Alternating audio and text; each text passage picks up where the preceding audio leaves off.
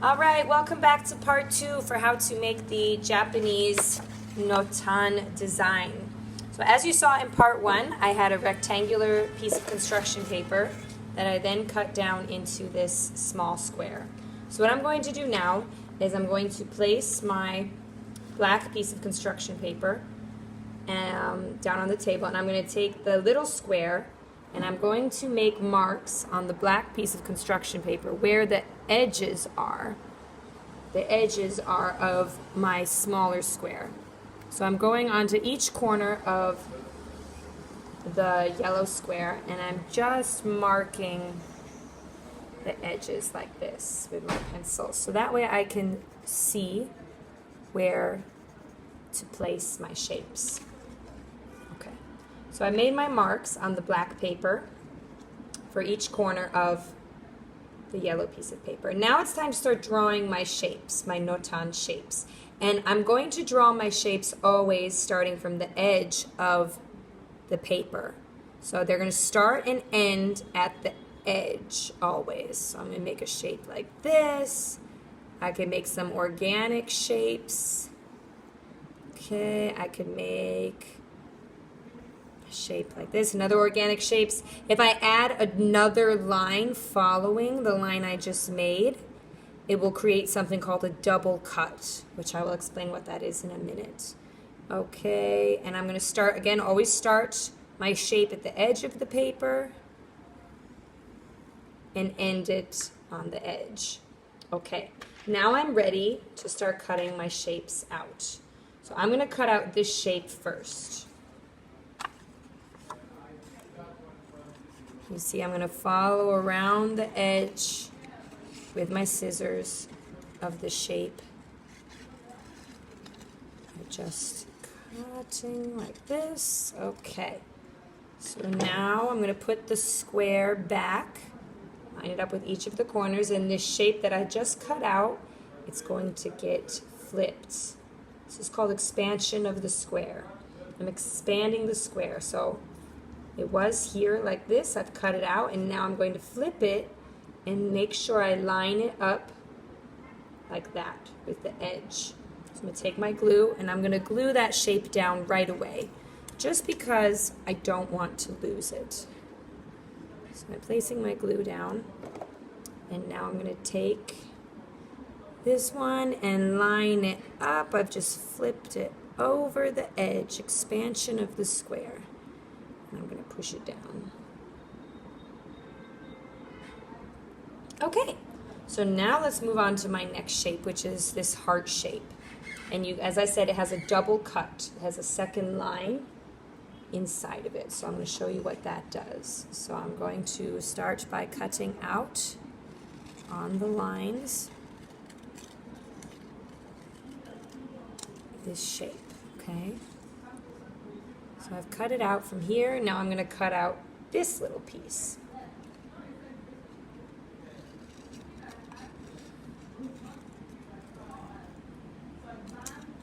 Okay, and I'm not going to lose this little piece that I just cut out. So watch very carefully. I'm going to take this one and I'm going to flip it. Okay, line it up with the edge like so. And then this little piece right here, this guy, gets placed into the black shape there. Wow, that looks pretty cool. That looks really nice. Okay, so I'm going to now glue these two pieces down so I don't lose them. Glue that one. And glue this one. There we go. Okay, so now I've glued these down. Now I'm going to cut out this shape here. This one's coming from the corner. So I'm going to carefully follow my lines like so.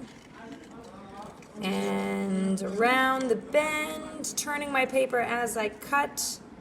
Okay, placing this one back down. This is why it's really important to have those corners marked so you can always reline it up. And then this shape I am going to place like this. See how it flips out? So it was like that. Okay, and I'm just going to take it and it flips out like so. Okay, I think I kind of like it. I kind of like it like this. You can kind of play with the arrangement of your shapes. Maybe I'll put it like that, or maybe, ooh, that could be interesting. Let's see. Ooh, or I could just fold it like this, fold it down this way. Okay, so there's lots of different ways you can set up the shapes on the outside of the square, but always remember they should line up with the edge of the square somehow. So like this is an edge of the shape, and it's going to line up right along the bottom of the square like that. Okay, my last cut is over here, this shape, and this is going to be a double cut. Okay, so I'm going to cut out this shape, turning my paper as I go. Okay. I'm going to reline this one back up. Like so. Okay. This shape is going to come on the outside. See, it was like this. Then I fold it over the edges of the square. But again, it's a shape with a double cut. So I'm going to now follow along with these lines like so. Turning my scissors as I cut. Turn the paper as you go. There we go, and we're left with this shape. So I'm going to hold on to this shape. You can see this one. It's going to get glued down. See, it was like this. It's always helpful to kind of put the shape back, and then you just fold it over the line of symmetry, like so. There it is. So I'm going to glue it down. Okay, glue my shape, put some glue around the curve. Okay, line it up with the edge of the square. And then this shape, this one, is going back inside like that. Oh, that's going to look really cool. The double cut is very fun.